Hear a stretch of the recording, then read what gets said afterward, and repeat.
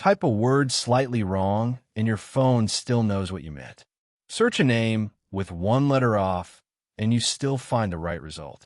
Behind that everyday magic sits a single, elegant idea, a way to measure exactly how far apart two strings are.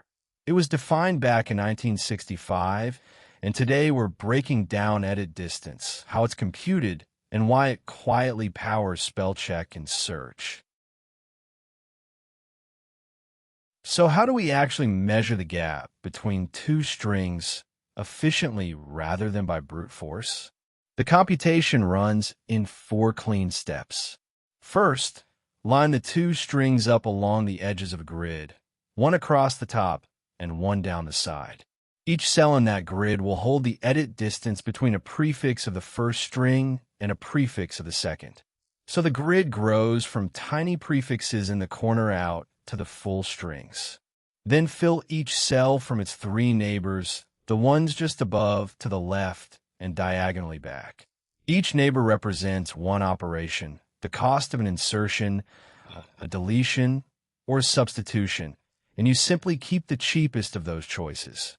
Because every cell reuses answers already computed, you never redo the same work twice.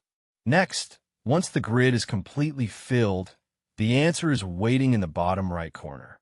That single cell holds the total edit distance, the fewest single character changes needed to turn one whole string into the other. Every other cell along the way was just a stepping stone to reach it. Finally, if you want the actual edits, not just the count, backtrack through the grid from that corner. Following the path that produced each value reveals the exact sequence of inserts, deletes, and substitutions that transforms one string into the other. That trace is what a diff tool uses to show you precisely what changed. To see why this matters, compare it against the naive way of matching strings. Exact string matching is unforgiving. Two strings either match perfectly or they don't, and a single stray typo makes them count as totally unrelated. Search for a name misspelled by one letter, and you get nothing back at all. For messy, human-typed text, that all-or-nothing behavior falls apart almost immediately. Edit distance replaces that hard yes or no with a number. It tells you how many edits apart two strings are, so a word that's just one change off is recognized as very close. Near matches finally count, instead of being thrown away. A distance of one flags a likely typo, while a large distance means genuinely different words. So what should really stick with you here? 3 ideas hold the whole thing up.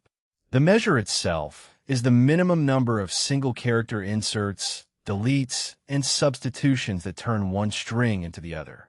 Turning kitten into sitting takes 3 such edits. Swap the K for an S. Swap the E for an I, then add a G, so their edit distance is 3. Computing it by trying every possible sequence of edits would explode exponentially.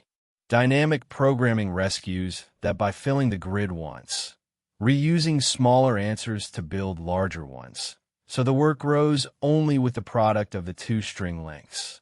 Fast enough to run on every keystroke. That single number quietly powers a lot. Spell checkers and autocorrect suggest the closest dictionary word, while search tolerates typos, and biology even uses a variant to line up DNA sequences.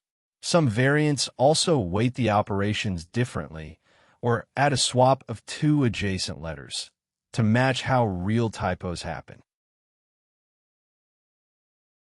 All right. For takeaways worth keeping. Edit distance is the minimum number of single-character edits that turn one string into another. The allowed operations are insertion, deletion, and substitution, and each edit counts as one step. Dynamic programming fills a grid to compute it efficiently, far faster than trying every possible sequence of edits. That's why it powers spell check, fuzzy search, and DNA alignment across so many tools. For more of these ideas made simple, Come explore Standarity.com with us.